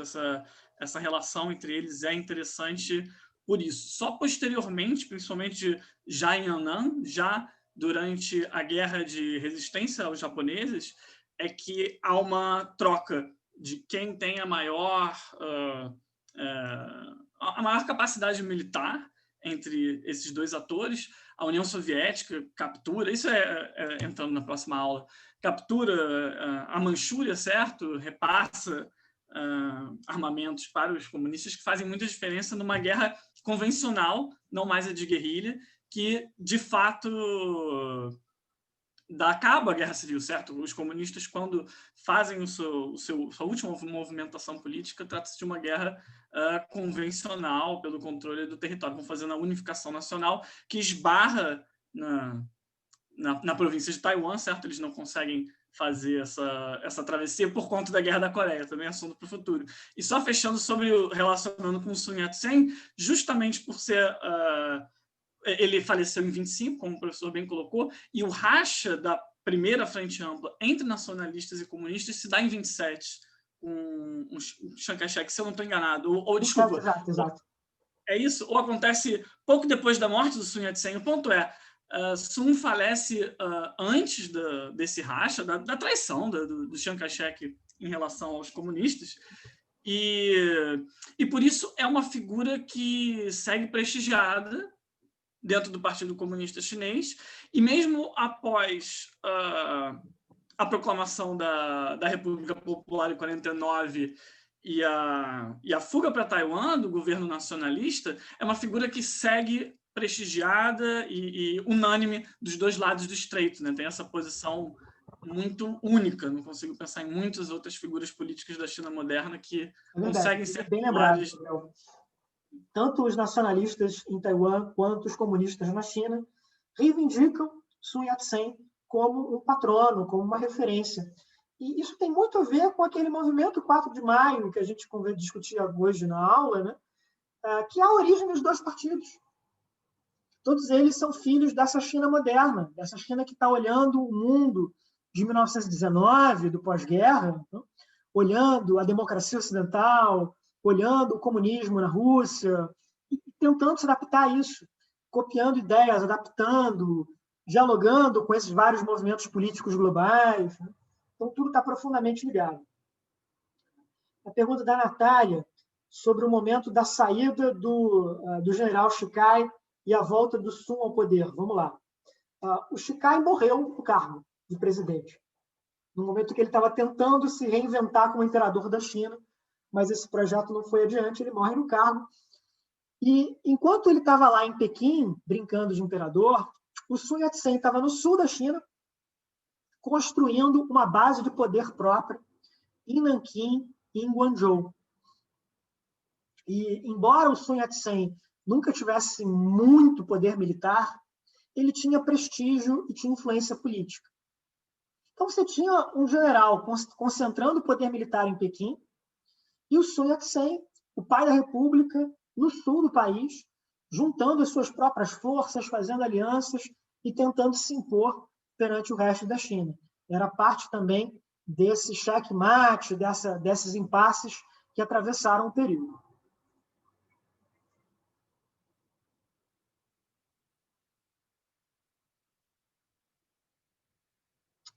Pergunta da Isadora, se existiu algum acordo de indenização das vítimas chinesas dos crimes de guerra por parte dos japoneses.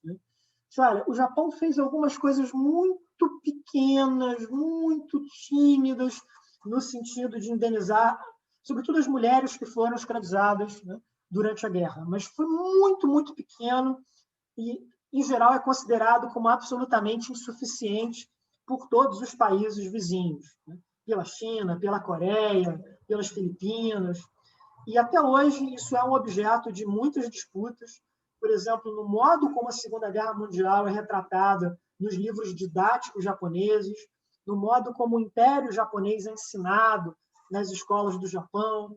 A Letícia lembrou ali no chat o papel do templo, em que você tem muitos criminosos de guerra japoneses enterrados em grandes templos shintoístas no Japão, e, por vezes, os primeiros ministros japoneses ou outros líderes importantes vão lá e visitam esse templo. É como se eles estivessem ali dando um aval, dando ali um carimbo para o que esses caras fizeram. Então, assim, se a gente comparar, por exemplo, com a Alemanha fez um trabalho muito sério de reconciliação, de busca da verdade pelo período nazista. Os japoneses não fizeram. E, até hoje, isso é um problema.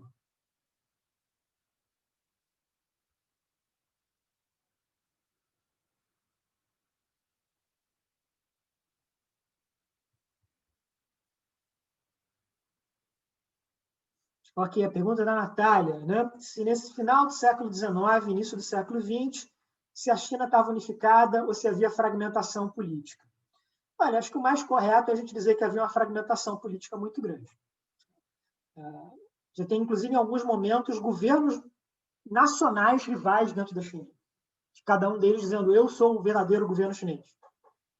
E vários pedaços do território chinês tinham sido completamente perdidos por esses governos que estavam ali tentando se impor. A Manchúria foi ocupada pelos japoneses, os tibetanos estavam se autogovernando, Xinjiang vai chegar a proclamar uma república própria, quer dizer, estava um cenário de fragmentação territorial muito forte. A China só vai, de fato, se reunificar em 1949, ainda que com a exclusão de Taiwan, de Hong Kong, de Macau, mas a China continental vai ser unificada pelos comunistas. Também, complementando, professor, porque essa pergunta realmente é muito boa, é desse período, é durante o período dos senhores da guerra, ou seja, antes da unificação feita pelos nacionalistas, que há uma declaração de independência no Tibete, certo? Muito apoiada pelo Reino Unido, que é algo não reconhecido pelo, digamos assim, o presidente formal da China, que seja lá aquele, eu realmente não sei do período, que estava representando o grupo do norte da vez, certo? E isso é, até hoje, controverso, porque há movimentos independentistas, certo? Separatistas que remontam a essa independência do período dos senhores da guerra como algo a ser retomado. E a unificação, como o professor falou, só acontece em 1949 pelos comunistas. E o Sun Yat-sen também, o Yuan Shikai é presidente, os nacionalistas desistem dos seus mandatos na Assembleia por conta do assassinato de um dos seus líderes, enfim, certos meandros da política local, e formam um governo de fato no Sul. Então, existiu fragmentação política também por parte da ocupação japonesa. Então, o Japão fundava estados fantoches, que eram japoneses, a influência total do Japão. Um dos filmes que eu vou recomendar para vocês fala exatamente disso, de como a Manchúria virou um estado fantoche e os japoneses colocaram ali o último imperador da China, que tinha abdicado do trono quando era uma criança, e ele volta à cena política como o imperador do Manchu. Exatamente, que é um ótimo filme. É um ótimo filme, belíssimo. E outros estados também. A Mongólia também ganha uma independência como estado fantoche sob a influência japonesa. Enfim, então, há uma fragmentação política de fato no período em várias frentes, em momentos diferentes também. Bom, tem uma pergunta da Laura, né? Por que a China conseguiu se reunificar e a Coreia se fragmenta, sendo que a Coreia é muito menor, então, pelo menos em teoria, seria um país mais fácil, né, de unificar? É uma ótima pergunta. A gente vai falar da Guerra da Coreia na próxima aula, quando a gente discutir o período maoísta, mas eu posso já adiantar algumas coisas. Durante todo esse período que a gente está discutindo na aula de hoje, a Coreia era uma colônia do Japão.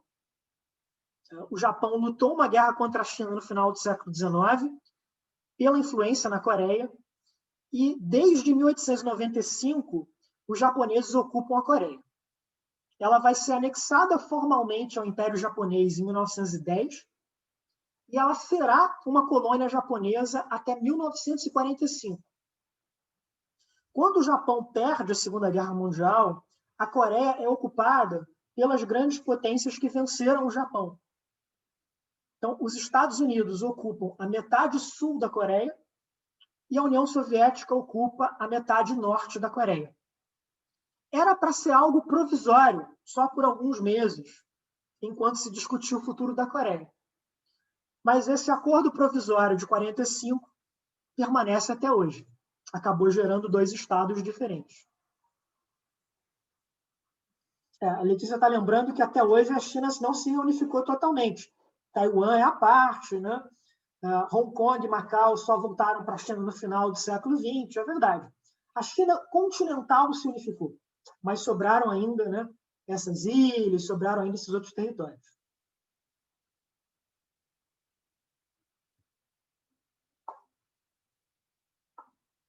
Mais perguntas, mais comentários?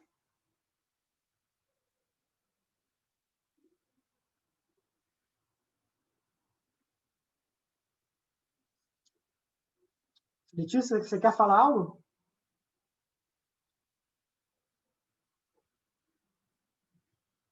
Sim, Letícia está lembrando que aqui no chat ela comentou um livro muito bom, foi ela que me indicou, sobre esses experimentos médicos que os japoneses fizeram com os chineses na guerra. Se chama, acho que, Fábricas da Morte, né, Letícia? E realmente é maravilhoso, é muito bom. Se quiser mergulhar nessa história da Segunda Guerra Mundial, é muito impressionante. Vocês entenderem também por que até hoje tem tanto ódio entre os japoneses e os chineses, tanta coisa mal resolvida. Esse é um ótimo livro para entender isso.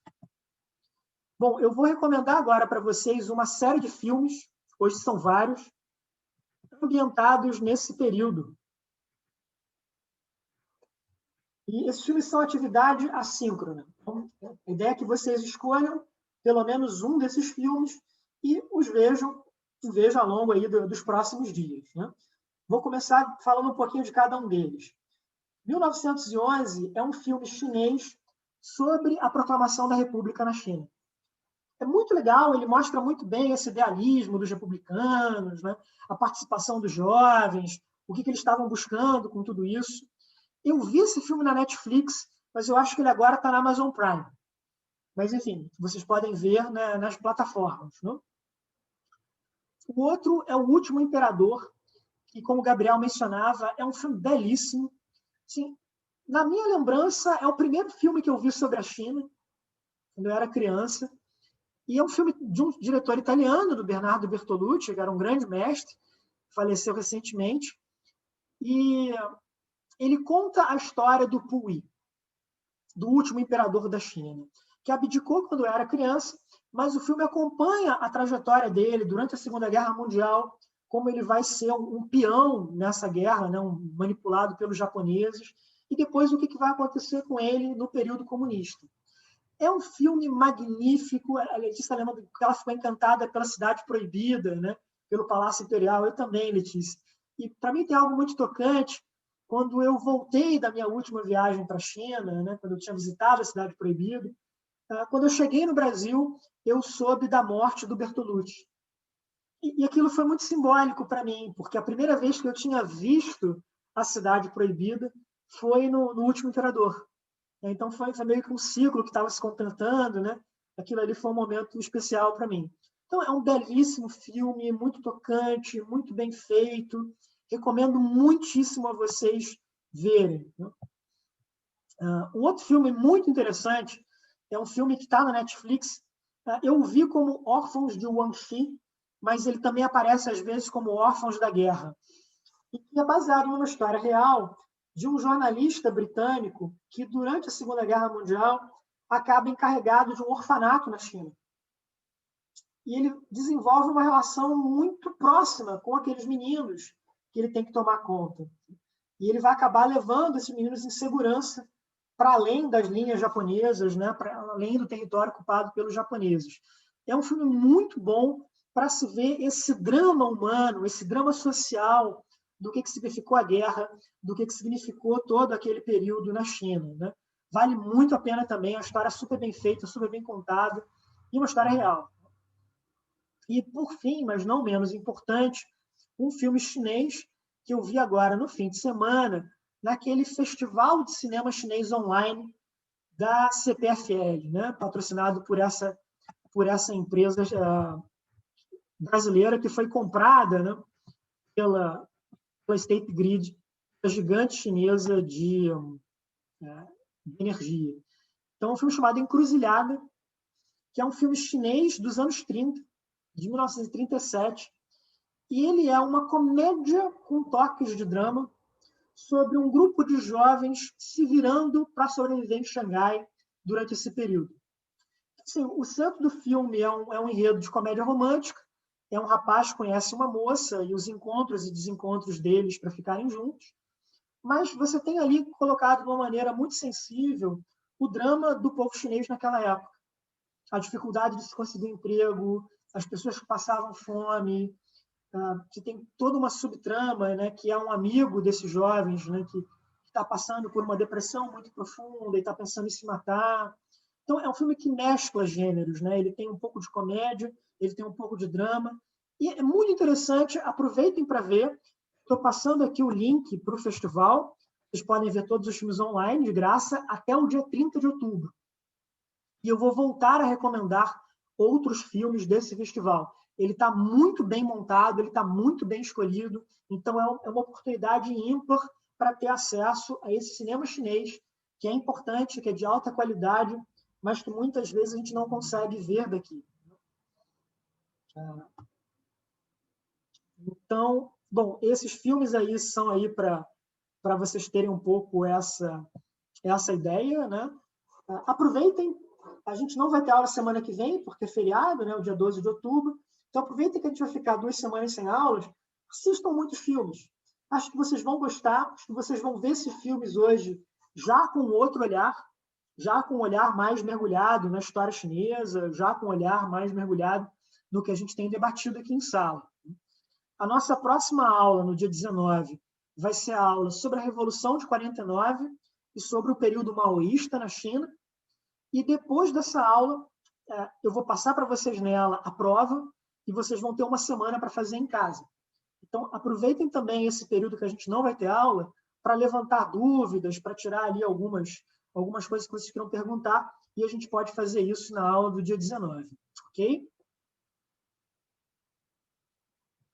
Mais alguma pergunta? Mais algum comentário? Bom, então vou encerrar a gravação. Tenham um bom feriado na segunda que vem. Assistam os filmes e a gente vai conversando. Qualquer coisa, entre em contato comigo. Eu vou salvar aqui no chat os slides de hoje, mas quero lembrar vocês que eu estou colocando esse material também online, na plataforma AVA. Agora, o que acontece? Algumas pessoas estão me dizendo, professor, eu entro na plataforma AVA e só tem um material ali de política externa brasileira 1. Assim, não, na verdade, está ali o material de todas as minhas aulas, de todas as minhas disciplinas. Agora, qual é o problema?